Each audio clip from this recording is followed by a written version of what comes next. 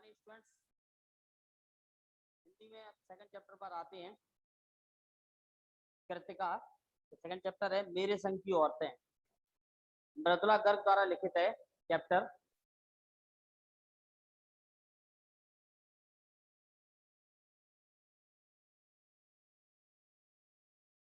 मेरे संग की औरतें। मेरी नानी थी, जाहिर है, पर मैंने उन्हें कभी नहीं देखा। माँ की शादी होने से पहले उनकी मृत्यु हुई थी।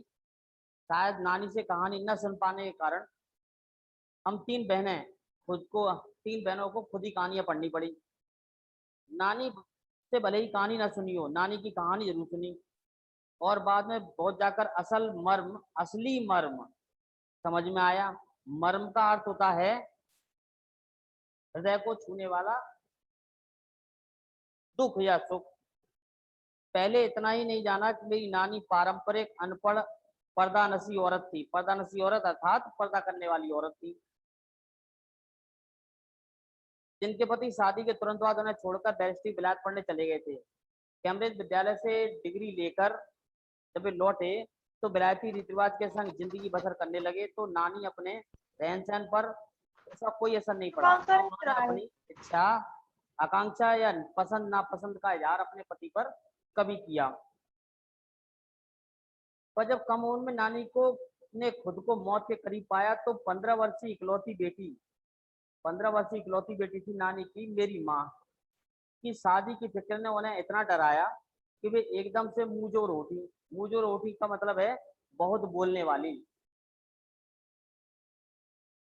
नाना से उन्होंने कहा कि पर्दे का लिहाज छोड़कर उनके दो स्वतंत्रता सेनानी प्यारेलाल शर्मा से मिलना चाहती हैं। सब दंग हैरान रह गए। जिस पर्दानशी औरत ने पराये मत से क्या खुद अपने मत से मुंह बोलकर बात नहीं की थी, आखिरी वक्त में अजनबी से वो क्या कहना चाहती है, क्या कहना चाह सकती हैं। पर नाना ने वक्त की कमी और मौके की नयाकत की लाज रखी। सवाल जवाब में समय बर्बाद करने की बजाय फौरन जाकर दोस्त को लिवा लाई, बीवी के हुजूर में पेश कर दिया। अब जो नानी ने कहा वह और भी हैरत अंगेज था। हैरत अंगेज अर्थात आश्चर्य में डालने वाला। उन्होंने कहा, वचन दीजिए कि मेरी लड़की के लिए वर आप तय करेंगे। मेरे पति तो साहब हैं और मैं नहीं चाहती थी कि मेरी बेटी की शादी साहबों के फरमादार से हो। फरमादार अर्थात फरमाबारदार का अर्थ है आज्ञाकारी। आप अपनी तरह आजादी का सिपाही ढूंढकर उसकी शादी करवा दीजिएगा। कौन कह सकता था कि अपनी आजादी से पूरी तरह बेखबर औरत के मन में देश की आजादी के लिए ऐसा जुनून होगा। बाद में मेरी समझ में आया कि दरअसल वे निजी जीवन में काफी आजाद ख्याल की रही होंगी। ठीक है, उन्होंने नाना की जिंदगी में कोई दखल नहीं दिया, न उसमें साझेदारी की, पर अपनी जिंदगी को अपने ढंग से जीती जरूर रही। पारंपरिक घरेलू उबाऊ और खामोशी जिंदगी जीने में आज के हिसाब से क्रांतिकारी चाहे कुछ ना रहा हो, दूसरे की तरह जीने के लिए मजबूर ना होने में असली जिंदगी कुछ ज्यादा ही थी। खैर, इस तरह से मेरी माँ की शादी पढ़े लिखे होनहार लड़के से हुई, जिसे आजादी के आंदोलन में हिस्सा लेने के अपराध में ICS के इम्तिहान में बैठने से रोक दिया गया था और जिसकी जेब में पुश्तैनी पैसा ढेला एक नहीं था। माँ बेचारी अपनी माँ और गांधी जी के सिद्धांतों के चक्कर में सादा जीवन जीने और ऊंचे ख्याल रखने को मजबूर हुई। हाल उनका यह था कि खादी की साड़ी उन्हें इतनी भारी लगती थी कि कमर चंद का खयाती। रात रात भर जागकर वे उसे पहनने का अभ्यास करती, इससे दिन में शर्मिंदगी ना उठानी पड़े। वे कुछ ऐसी नाजुक थी कि उन्हें देखकर उनकी सास यानी मेरी दादी ने कहा था, हमारी बहू तो ऐसी है कि धोई पहुंची और छीके पर टांग दी। गनीमत यही थी कि किसी ने उन्हें छीके पर से उतारने की पेशकश नहीं की। क्यों नहीं की? इसकी दो वजह थी। पहली यह कि हिंदुस्तान के तमाम बासिंदों की तरह उनके ससुराल वाले भी साहबों के खास अभिभूत थे और मेरे नाना पक्के साहब माने जाते थे। बस जात से हिंदुस्तानी थे, बाकी चेहरे मोहरे रंग ढंग पढ़ाई लिखाई उन सब में अंग्रेज थे। मजे की बात थी कि हमारे देश में आज़ादी की जंग लड़ने वाले ही अंग्रेजों के सबसे बड़े प्रशंसक थे। गांधी नेहरू हो या मेरे पिताजी के घर वाले, भला लड़का आज़ादी की लड़ाई लड़ते जेब खाली और शोहरत सिर करता रहे, दबदबा उसके साहबी ससुर का ही था। एक आन बान शान वाले साहब ने उनके सिरफिरे लड़कों को अपनी नाजुक जान लड़की सौंपी। रोमांचक क्या परिकथा होती। नानी की सनक भरी आखिरी ख्वाहिश, नानी के रजामंदी में वे रोमांचक उपकथाएं थी जो कहानी के तिलस्म को गाढ़ा बना चुकी थी। दूसरी वजह माँ की अपनी शख्सियत थी। उनमें खूबसूरती, नयाकत, गैर दुनियादारी के साथ ईमानदारी और निष्पक्षता कुछ इस तरह घुली थी कि वे परिचित से कम जादुई नहीं मालूम पड़ती थी। उनसे ठोस काम करवाने की सोच भी नहीं सकता था। हाँ, हर ठोस और हवाई काम के लिए उनकी जवानी राय जरूर मांगी जाती थी। पत्थर की लकीर की तरह और पत्थर की लकीर की तरह निभाई भी जाती थी। पत्थर की लकीर की तरह निभाई जाने का अर्थ है कि अगर उन्होंने कह दिया तो वही बात, वही कार्य होना है, उसे कोई नहीं बदल सकता। उसे कहते पत्थर की लकीर, कहा हुआ अटल हो जाना। मेरी दादी कई बार कहते सुना था, हम हाथी पे हल न जुतवाया करते, हम पे बैल है। बचपन में ही मुझसे इस जुमले का भावार्थ समझ में आ गया जब देखा था कि हम बच्चों की ममतालू परवरिश के मामले में माँ के सिवाय घर के सभी प्राणी मुस्तैद रहते थे। दादी और उनकी जिठानियां ही नहीं, खुद मर्द पिताजी भी। पर ठोस काम न करने का मतलब नहीं था कि माँ को आजादी का जुनून कम था। वह भरपूर था, अपने तरीके से भरपूर निभाती रही। जाहिर है कि जुनून आजादी का हो तो उसे निभाना ही आजादी से चाहिए, जिस जिस से पूछ कर, उसके तरीके से नहीं बल्कि खुद अपने तरीके से। हमें अपनी माँ को कभी भारतीय माँ ऐसा नहीं पाया। उन्होंने कभी हमें लाड नहीं किया, ना हमारे लिए खाना पकाया, ना अच्छी पत्नी बहू होने की सीख दी। कुछ अपनी बीमारी के चलते भी ये घर बार नहीं संभाल पाती थी, पर ज्यादा उसमें हाथ उनकी अरुचि का था। उनका वक्त किताबें पढ़ने में बीतता, बाकी वक्त साहित्य चर्चा में या संगीत सुनने में। पर वे बिस्तर पर लेटे लेटे किया करती थी। फिर भी जैसे मैंने पहले कहा था कि हमारे परंपरा दादा दादी और उनकी ससुराल के अन्य सदस्य उन्हें न नाम धरते थे, न उनसे आम औरतों की तरह होने की अपेक्षा रखते थे। उनमें सबकी इतनी श्रद्धा थी कि जब वह अपनी पत्नी, माँ और बहू के प्रति प्रसारित कर्तव्य का पालन नहीं करती थी तो साहबी खानदान का रोग के अलावा मेरी समझ में दो कारण आए हैं। वे झूठ नहीं बोलती थी और वे एक ही गोपनीयता बात को दूसरे पर जाहिर नहीं होने देती थी। अर्थात किसी की बात गोपनीय रखती थी तो दूसरे व्यक्ति को उसका पता नहीं चलने देती थी। ऐसा उनका स्वभाव था। पहले के कारण उनके घर वालों को आदर मिला हुआ था, दूसरा कारण बाहर वालों की दोस्ती। दोस्त में हमारी माँ भी थी। माँ की भूमिका हमारे पिताजी बखूबी निभा देते थे। मुझे याद है बचपन में भी हमारे घर में किसी की चिट्ठी आने पर कोई इनसे यह नहीं पूछता था कि उसमें लिखा क्या है, भले ही वह बहन की, एक बहन की दूसरी बहन के नाम क्यों ना हो। और माँ यह जानने को बेहाल हो बीमारी से उबरी या नहीं। छोटे घर में 6 बच्चों के साथ सास ससुर आदि के रहते हुए भी हर व्यक्ति को अपना निजत्व बनाए रखने की छूट थी। इसी निजत्व बनाए रखने की छूट का फायदा उठाकर हम 3 बहनों और छोटा भाई लेखन के हवाले हो गए।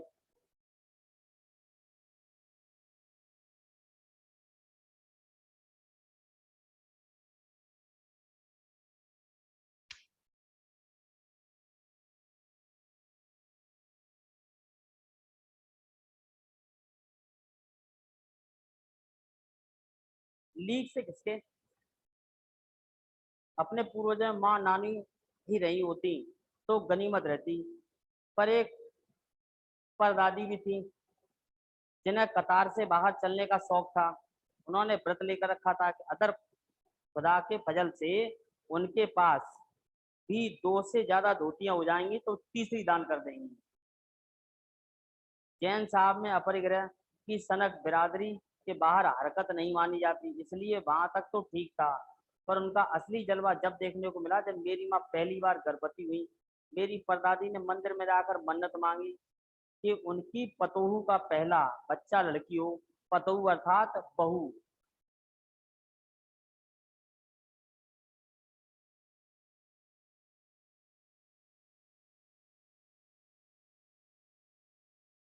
यह गैर रवायती मन्नत मांगकर ही उन्हें चैन नहीं पड़ा। उसे भगवान और अपने बीच पोशीदा रखने के लिए सरेआम ऐलान कर दिया। लोगों के मुंह खुले खुले रह गए।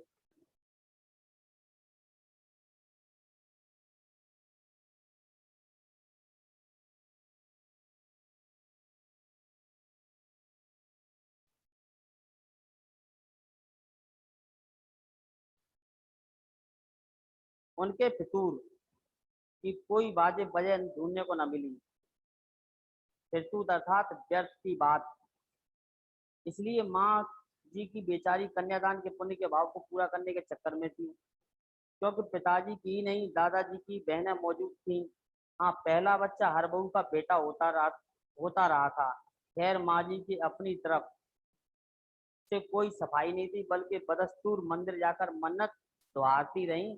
पूरा नकुड़ गांव जानता था कि माँ जी का भगवान के साथ सीधा सीधा तार जुड़ा हुआ है, बेतार का तार। इधर वह तार खींचती, उधर टन से तथास्तु बजता। मेरी दादी तो पहली मर्तबा ही तैयार हो गई थी, गोद में खेलेंगी तो पोती। पर माँ जी की आरजू किस कदर रंग लाएगी, उसका उन्हें भी गुमान न रहा होगा। लड़की की गैरवाजे बस जुदूस जुस्तजू सुन भगवान कुछ ऐसी अफरा तफरी में आ गए कि एक ना दो पूरी 5 कन्या एक के बाद धरती पर उतार दी। भगवान को क्यों ना कहें, माँ जी के सामने तो नामी चोर भी अफरा तफरी में आ जाते हैं। माँ जी और नामी चोर का किस्सा होश संभालने के बाद मैंने कई बार सुना था। चोर के दीदार की खुशनसीबी यहाँ आई थी। वह यूं तक किसी शादी के सिलसिले में नकुड़ हवेली के तमाम मर्द बारात में दूसरे गांव गए थे। औरतें सर कर रत जगह मना रही थी। नाच गाने ढोलक की थाप से शोर नामी चोर सेंध आकर हवेली में घुसा। किसी को खबर नहीं, पर चोर था बदकिस्मत। जिस कमरे में घुसा उसमें माँ जी सोई हुई थी। औरतों के शोर सवारे बचने को अपना कमरा छोड़ दूसरे कमरे में जा सोई थी। चोर बेचारा तमाम जोग्राफिया दिमाग में बिठला कर उतरा था। उसे क्या पता था इतनी बड़ी बूढ़ी पुरखिन जगह बदल देगी। खैर बुढ़ापे की नींद ठहरी। चोर के दबे पांव से आठ से ही खुल गई। कौन? माँ जी ने इत्मीनान से पूछा। जी मैं। चोर ने युगों से चला रहा पारंपरिक असंगत जवाब दिया। पानी पिला, माँ जी ने कहा। जी मैं। चोर झिझक कर रह गया। तब तक कि माँ बिस्तर के बराबर में टटोल कर देख चुकी थी, लोटा खाली था। ऐसा कर उन्होंने कहा, यह लोटा ले, कुएं से पानी भर ला, पर देख कपड़ा कसकर बांध रखियो और तरीके से छानियो। चोर घबरा गया। अंधेरे में उन्होंने कैसे जाना कि उसके मुंह पर कपड़ा बंधा हुआ है और कमर में भांग। भगवान से उनका ताज जुड़े होने की खबर उसे थी, पर बुढ़िया भांग भी छानती होगी एकदम यकीन न हुआ। इसी से कुछ परेशान होता। जल्दी कर भाई। तभी तो माँ जी ने कहा, बड़ी प्यास लगी है, पर मैं तो चोर हूँ। मारे घबराहट के धर्म संकट के चोर सच कह गया। हुआ करे, माँ जी ने कहा। प्यासे को पानी तो पिला, पर देख मेरा धर्म न बिगाड़ियो। लोटे का मुंह कपड़ा से न हटाइयो, हाथ रगड़ कर धो लीजो और पानी कपड़े से छान कर भरियो। आप चोर के हाथ का पी लोगी, कहा ना रगड़ कर धो लीजो। सब नाच गाने में लगे हैं। तेरे भगवान के सिवा कौन धरा है जो पिलाएगा? भगवान वहीं कहीं उसके बराबर में धरे हैं। सुनकर चोर ऐसा अकबकाया कि लोटा उठाकर चल दिया। पूरी एहतियात के साथ पानी भरकर लौटा तो पहरेदार ने धर दबोचा। कुएं पर देख लिया गया था। तब माँ जी ने लोटे का आधा पानी खुद पीकर बाकी चोर को पिला दिया और कहा, एक लोटे पानी पीकर हम माँ बेटे हुए। अब बेटा तू तो चोरी कर चाहे खेती, बेटा बेचारा किस लायक रह गया होगा। रोमांचक धंधा छोड़ खेती से लगा। सालों साल लगा रहा। जब मैंने देखा तो बड़ा भला मानुस बूढ़ा लगा। मुझे डरा डरा हैरान सा। खानदानी विरासत कहिए या जीवाणुओं का प्रकोप, उन दो सन की बुढ़ियों के बीच में अच्छी बसी। एक तरफ माँ जी के चलते अपनी लड़की होने पर कोई हीन भावना मन में नहीं उपजी, दूसरी तरफ नानी के चलते देश की आज़ादी की लेकर नाहक रोमानी ही हो रही। 15 अगस्त 1947 को जब देश को आज़ादी मिली थी, या कहना चाहिए जब आज़ादी पाने का जश्न मनाया गया, तो दुर्योग से मैं बीमार थी। उन दिनों टाइफाइड खासा जानलेवा रोग माना जाता था। इसलिए मेरे तमाम रोने धोने के बावजूद डॉक्टर ने मुझे इंडिया गेट जाकर जश्न में शिरकत करने की याद नहीं दी, क्योंकि डॉक्टर अपने नाना के परम मित्र, उनसे ज्यादा नाना थे। हमारे पिताजी की जो बात बात पर सत्ताधारियों से लड़ते फिरते थे, चुप्पी साध गए। मैं बदस्तूर रोती कलपती रही। कोई बच्चा इकलौती गुड़िया के टूट जाने पर रोया होगा। मेरी उम्र तब 9 बरस थी। इतनी छोटी नहीं कि गुड़िया से बहलती, इतनी बड़ी नहीं कि डॉक्टरी तर्क समझती। तंग आकर पिताजी ने मुझे बदस काराम जो उपन्यास पकड़ा गए। किताबें पढ़ने का मुझे मिराक था। मिराक अर्थात मानसिक रोग। सो सब कुछ देर बाद मैंने देखा कि पिताजी छोड़कर घर के बाकी सब प्राणी पलायन कर चुके थे। पिताजी दूसरे कमरे में बैठे अपनी किताब पढ़ रहे थे। रोना धोना छोड़कर मैंने भी किताब खोल ली। एक बार शुरू कर लेने पर उसकी मुझे इतनी मोहलत नहीं दी कि दोबारा रोना शुरू करूं या कोई काम पकड़ूं। वक्त बदस्ताना मुझे देने में क्या तुक थी, तब मेरी समझ में नहीं आया। किताब इतनी समझ में आई जब तक वह नहीं जानती, क्योंकि इतनी उसके बाद इतनी बार पढ़ी कि सारे पाठ आपस में गड्ढमड्ढ हो गए। कितना पहली बार में पल्ले पड़ा, कितना बाद में, कहना मुश्किल है। पर इतना विश्वास के साथ कह सकती हूँ कि उसमें एक अध्याय जो बच्चों पर होने वाले अनाचार अत्याचार पर था, मुझे पहली बार में ही कंठस्थ हो गया, कंठस्थ याद हो गया, रट गया। उम्र के हर पड़ाव में वो मेरे साथ रहा। लेखन के एक महत्वपूर्ण भाग को प्रायत करता रहा, जैसे जादू का कालीन, मेरा नाटक नहीं, वह 3 किलो की छोरी जैसी कहानियां, कटबुला उपन्यास के कई अंश।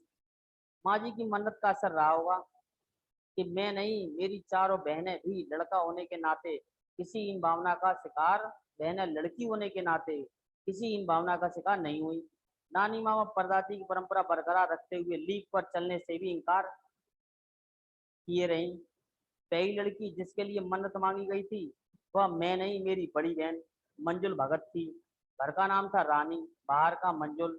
लेखिका अवतार हुआ मंजुल भगत, क्योंकि लिखना शादी के बाद शुरू किया और अपना नाम बदलकर पति का ग्रहण करने में कोई हीन भावना आड़े नहीं आई, इसलिए पैदाइशी जैन नाम छोड़ भगत बनी। दूसरे नंबर पर थी मैं, घर का नाम था उमा, बाहर का मृदुल। शादी के बाद लिखना शुरू किया सो बतौर लेखिका का नाम चला मृदुला गर्ग। मुझे याद है कि जब मैंने लिखना शुरू किया तो उससे नारीवादी का चलन हुआ था। शादी के बाद नाम न बदलने का रिवाज उसी ने चलाया था। मन्नू भंडारी का हवाला देकर हमसे पूछा भी जाता कि आप लोग इतनी पोंगापंथी गुरगुस्सू क्यों हो, नाम क्यों बदला। हमारे पास कोई ढंग का जवाब नहीं होता था, अब भी नहीं है। पर नाम बदलने से अपने व्यक्तित्व को कोई नुकसान होते मैंने नहीं देखा। पूछने को तो पिताजी से लोग भी पूछते हैं कि 5 बेटियों से आपका मन नहीं भरा, जो हर बेटी के दो दो नाम रख छोड़े हैं। मुझसे छोटी बहन का घर का नाम है गौरी, बाहर का नाम है चित्रा। वह नहीं लिखती, उसका कहना है कि इसलिए नहीं लिखती क्योंकि घर में कोई पढ़ने वाला भी तो चाहिए। खैर उसके बाद चौथी पांचवी बेटियां पैदा हुई तो पिताजी ने इतनी बात जमाने की सुनी तो उनका एक एक नाम ही रखा, रेणु और अचल। 5 बहनों के बाद एक भाई हुआ राजीव। मजे की बात है कि बीच की 2 बहनें ही लेखन से बची रहीं, अचला और राजीव फिर उसमें जा फंसे। अचला मुझसे 8 साल छोटी है और वक्त के बदलाव की लाज रखते हुए अंग्रेजी में लिखती है, पर राजीव फिर हिंदी के हवाले।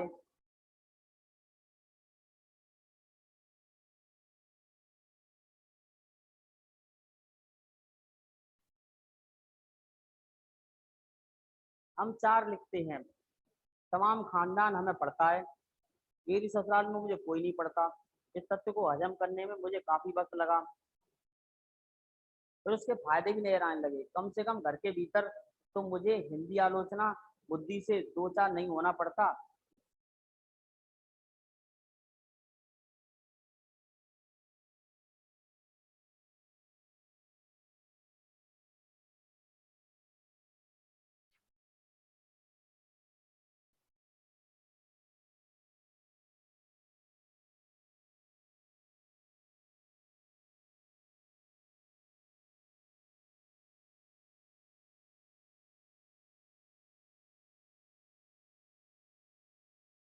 खैर, मैं अपनी नहीं, उन देवियों की बात कहना चाहती हूँ जो परदादी की मन्नत के नतीजन धरती पर आई और लेखिका नहीं बनी। जो बनी उन्हें सांस लेने की जरूरत से कुछ ज्यादा समझ में आता है। जैसा कि मेरे पिताजी ने एक बार मंजुल से कहा था, कोई दम नहीं घुटता, सांस लेने की जरूरत ही ज्यादा है। यहाँ तो हमसे शहर गैर लेख का बहने सवा से। चौथे नंबर वाली रेणु का आलम यह था, गर्मी की दोपहरी में स्कूल से वापसी घर जब गाड़ी से और उससे छोटी बहन अचल बस अड्डे से लेने आती तो रेणु उसमें बैठने से इनकार कर देती। उसका कहना था कि क्यों, थोड़ा सा रास्ता गाड़ी में बैठकर तय करना सामंत शाही का प्रतीक था, जो शायद था, पर साथ ही पिता के अतिरिक्त लाड़का भी। और रसोइयों को खाना खिलाकर जल्दी जल्दी कार्य से निवृत्त करने की भारिक अर्थात कार्य से मुक्ति करने की लाचारी का भी। माँ तो सब चीजों से उदासीन रहती थी, पर पिता काफी उड़ते बुनते। देखते कि अचला गाड़ी में बैठी चली आ रही और रेनू पीछे पीछे पसीने से तरबतर, खरामा खरामा अर्थात धीरे धीरे। बचपन में एक बार चुनौती दी आने पर उसने जनरल थिमैया को पत्र लिखकर उनका चित्र मंगवा लिया था, जो एक मोटरसाइकिल पर सवार जवान आकर उनके हाथ में दे दिया गया था। पड़ोस में उसका रुतबा काफी बढ़ गया था। गाड़ी में बैठने के साथ उसे इम्तिहान देने भी परहेज था। स्कूल तो जैसे तैसे पास कर लिया, पर जब बीए का इम्तिहान देने की बारी आई तो बढ़ गई। मुझे पहले समझाओ कि बीए करना जरूरी क्यों है, तब मैं इम्तिहान दूंगी। अगर मुझे यकीन आ गया कि हाँ कोई फायदा है, वरना नहीं। हमने हर तरह के तर्क दिए। माँ ने कहा पिताजी से पूछो, पिताजी ने कहा नौकरी कर पाओगी, शादी कर पाओगी, लोग इज्जत से देखेंगे, वगैरह वगैरह। कोई तर्क विश्वसनीय नहीं लगा, न रेनू को न खुद को। उन्हें आखिर उन्होंने उसी कुतर्क का सहारा लिया जो युगों से माँ बाप के काम आता रहा है।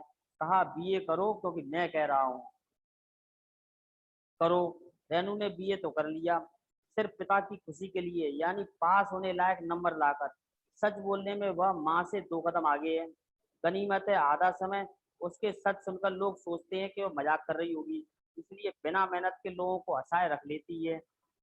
आज भी उससे कोई इत्र भेंट करता तो कहती है नहीं चाहिए, मैं तो नहाती हूँ। तीसरे नंबर पर चित्रा है, जो कॉलेज पढ़ने तो आती है, पर खुद पढ़ने से ज्यादा दिलचस्पी औरों को पढ़ाने में रखती है। इसलिए इम्तिहान में उसके अंक कम और उसके शागिर्दों के ज्यादा आते थे। पर उनमें यह यहाँ सब पता चलता है कि उसकी शादी का वक्त आया तो उसने एक नहर में लड़का पसंद करके ऐलान कर दिया कि शादी करेगी तो उसी से। मुश्किल यह थी हमारे माँ बाप ही नहीं, खुद लड़का भी उसके निर्णय से वाकिफ नहीं था। उसका कहना था कि वह जो सोच लेती है वह करके रहती है। तो उसकी शादी उसी लड़के से हुई, कोई मुश्किल पेश नहीं आई। आती क्यों, उसने कहा मैंने पहली मुलाकात में ही उसे बतला दिया था कि मैं सोच लेती हूँ होकर रहता है। तो उसने बात आगे खींची नहीं, पहली मुलाकात में हथियार डाल दिए। हमसे छोटी बहन अचला काफी दिनों तक कुछ कम खिसकी मालूम पड़ती रही। पिता का काम मानकर पहले एहसास किया, फिर पत्रकारिता में दाखिला लिया, ढंग से पढ़ाई की, पास हुई, पिता की पसंद से शादी कर ली। उसके बाद लीक पर नहीं चल पाई, घबरा, घर बार में मन ज्यादा रुचा नहीं। मंजुल और मेरी तरह उम्र के 30 बरस पार करते ही लिखने का रोग लगा लिया। एक बात हमने एक सी रही, घर बार को परंपरागत तरीके से हमने भले न चलाया हो, तोड़ा भी नहीं। शादी एक बार की उसे कायम रखा, चाहे तलाक के कगार पर खड़ी हो, चली हो, पर कगार तो डूबी नहीं। शायद इसलिए कि जैसा मैंने पहले उपन्यास में लिख डाला था कि हम विश्वास करती रही होंगी कि मर्द बदलने से कोई प्रयोजन सिद्ध नहीं होता। घर के भीतर रहते हुए भी अपनी मर्जी से जी लो तो काफी है। शादी के बाद मैं बिहार से छोटे कस्बे में रही, जहाँ मर्द औरतें चाहे पति पत्नी क्यों ना हो, पिक्चर देखने भी जाते तो अलग अलग डब्बों में बैठ डड़म में बैठते। मैं दिल्ली कॉलेज में नौकरी छोड़कर वहां पहुंची थी और नाटकों में अभिनय करने की शौकीन रही। उनके चलन से हार नहीं मानी। साल भर के भीतर उन्होंने साजिदा औरतों को पराये मर्दों के साथ नाटक करने के लिए मना लिया। अगले 4 साल तक हमने कई नाटक किए, अकाल रात को उसके लिए। उन्हीं के माध्यम से पैसा भी इकट्ठा किया। वहां से निकली तो कर्नाटक और धीरे धीरे कस्बे में बगलकोट में पहुंच गई। तब तक मेरे 2 बच्चे हो चुके थे, स्कूल जाने के लायक उम्र पर पहुंच रहे थे, पर कोई ढंग का स्कूल नहीं था। लोगों की राय पर मैंने पास के कैथोलिक बिशप से दरख्वास्त की कि उनका मिशन वहीं के सीमेंट कारखाने की आर्थिक मदद से हमारे कस्बे में एक प्राइमरी स्कूल खोल दें। उन्होंने कहा चूंकि उत्तर प्रदेश में क्रिश्चियन जनसंख्या कम थी, इसलिए वहाँ स्कूल खोलने में असमर्थ थे। मैंने गैर क्रिश्चियन बच्चों को भी शिक्षा पाने के लायक सिद्ध करते हुए अपना इसरार जारी रखा। तो उन्होंने कहा हम कोशिश कर सकते हैं, बशर्ते आप हमें यकीन दिलाएं कि वह स्कूल अगले 100 वर्षों तक चलता रहेगा। मुझे गुस्सा आ गया। मैंने कहा स्कूल को छोड़िए, किसी के बारे में यकीन नहीं दिलाया जा सकता कि वह अगले 100 वर्ष तक चलेगा। ये भी गुस्सा गए। बोले खुदा का लाख शुक्र है, बच्चों के न पढ़ पाने की आप समस्या आपकी है, मेरी नहीं। बात कड़वी थी पर 100% सच। सच के आगे से झुकाने की हमारी बचपन की आदत थी। तो मैंने तय किया कि मैं खुद अंग्रेजी, हिंदी, कन्नड़ तीनों भाषा पढ़ाने वाला प्राइमरी स्कूल खोलूंगी और कर्नाटक सरकार से मान्यता भी दिलवाऊंगी। वहाँ के अनेक मेहनती और इसके लोगों की मदद से यह व्रत पूरा हुआ। मेरे बच्चे और अन्य अफसरों के बच्चे स्कूल में पढ़े, बाद में अलग अलग शहरों में अलग अलग ख्यात स्कूलों में दाखिला भी पा गए। अनेक मौके आए जब मैंने जिद्दीपंत नमूने पेश किए, पर सबसे ज्यादा उसने मंच पाया मेरे लेखन में, जो शुरू से अब तक लीक से खिसका अपनी राह खुद तलाशता रहा है। सब कुछ कर लेने पर भी अपनी छोटी बहन रेनू के मुकाबिल नहीं पहुंच सकती। 1950 के अंतिम दौर में एक रात दिल्ली में एक साथ 9 इंच बारिश हुई। दिल्ली की खासियत रही कि थोड़ा पानी बरसे ही वहां नाले पर नालों में बाढ़ आ जाती है, पुलों के बीच पानी भर जाता है, तमाम यातायात ठप हो जाता है। इस कामायती बारिश के बाद तो सरकारी दफ्तरों पहले तल्लों से फाइलें पानी में तैर गई थी। अगली सुबह किसी तरह कोई वाहन सड़क पर नहीं निकला। जाहिर है कि रेनू के स्कूल की बस भी उसे लेने नहीं आई। रेनू ने कहा कोई बात नहीं, मैं पैदल चली जाऊंगी। सबने समझाया स्कूल बंद होगा तो मत जाओ। उसने कहा आपको कैसे पता? सवाल माकूल, जवाब किसी के पास नहीं था। हमारे यहाँ फोन जरूर लगा हुआ था, स्कूल में भी रहा होगा। बारिश के चलते ठप पड़ा हुआ था। रेनू अकेली पैदल स्कूल चल दी। गनीमत की बारिश एक मुश्त के बाद थम गई थी। सोचती हूँ कैसे रोमांचक अनुभव हुआ हुआ उस दिन। जगह जगह पानी के लम डबलब करते सुनसान से शहर में निजाट अकेले अपनी धुन में मंजिल का तारीफ तरफ चलते जाना। सच अकेलेपन का मजा ही कुछ और है। इस प्रकार ये पाठ मंजुला मृदुला गर्ग का ये पाठ जो था, मेरे संग की औरतें, ये उनकी पांचों बहनों की पूरी कहानी थी। मृदुला गर्ग की पांचों बहनों की खुद की कहानी थी। जो स्टोरी थी उनकी खुद की बहनों की स्टोरी थी। इसमें 3 बहनों के 2-2 नाम रखे गए थे। लोगों के कहने पर, ज्यादा परेशान होने पर लोगों की द्वारा, तो उनके पिताजी ने फिर दोनों छोटी बहनों के केवल एक ही एक नाम रखे। भाई लड़क लास्ट में अंत में सबसे छोटा बालक था, उसका नाम भी एक ही नाम रखा। विशेष तौर पर सातों भाई बहनों में केवल 6 भाई बहन ऐसे थे जो लेखक बन गए। बाकी एक लेखक नहीं बना, जिसको एक बहन लेखक नहीं बनी क्योंकि उसका लेखन के प्रति कोई रुचि नहीं थी। और जीवन के सारे मनोरंजक अनुभव मृदुला गर्ग ने लिए। इसी आधार पर ये पूरा पाठ था और आपका पाठ यहाँ आज खत्म हुआ। इसके प्रश्न उत्तर पर नेक्स्ट बात करेंगे। Thank you. आज की क्लास समाप्त करते हैं।